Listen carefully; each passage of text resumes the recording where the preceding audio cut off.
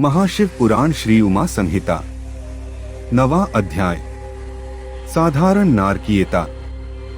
सनत कुमार जी कहते हैं, जिस प्रकार सोने को अग्नि में तपाकर ही कुंदन बनाया जाता है, उसी प्रकार पापियों की जीवात्माओं को भी शुद्ध करने हेतु नरक की अग्नि में डाला जाता है।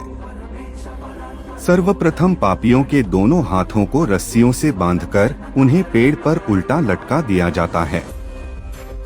उनके पैरों में लोहा बांध दिया जाता है ताकि दर्द से तड़पते हुए प्राणी अपने द्वारा किए गए पापों को याद करे। तत्पश्चात उन्हें तेल के उबलते हुए कड़ाहे में इस प्रकार भूना जाता है जिस प्रकार हम बैंगन भूनते हैं। फिर उन्हें अंधकार युक्त कुओं में धकेल दिया जाता है, जहां पर अनेकों प्रकार के कीड़े एवं भयानक जीव उन पर चिपट जाते हैं। उन्हें नोचते और खाते हैं।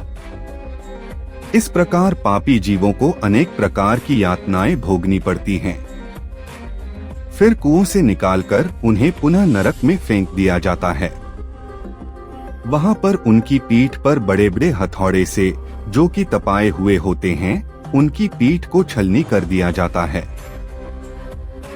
कहीं उन पापी आत्माओं को आरी से चीरा जाता है। फिर उन पापात्माओं को मांस व रुधिर खाने के लिए बाध्य किया जाता है। इस प्रकार वे पापात्मा मनुष्य अनेकों कष्टों को भोगते हैं। उनका शरीर अनेक प्रकार की यातनाएं भोगता है। तत्पश्चात वे यमदूत पापियों को निरुद्धवास नामक नरक में डाल देते हैं। यहाँ रेत के भवन होते हैं, जो कि भट्टी के समान तप कर उन्हें पीड़ा पहुँचाते हैं। वहीं पर पापी प्राणियों के हाथ, पैर, सिर, माथे, छाती और शरीर के अन्य अंगों पर आग में तपते हुए हथौड़ों से एक के बाद एक अनगिनत प्रहार किए जाते हैं। तत्पश्चात उसे गर्म रेत में फेंक दिया जाता है।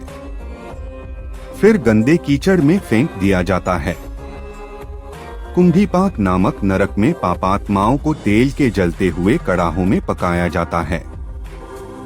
फिर लाजाभक्ष सूची पत्र में डाल दिया जाता है।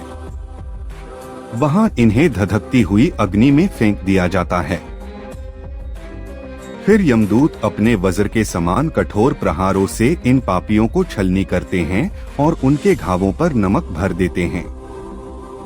उनके मुंहों में लोहे की कीलें डाल दी जाती हैं।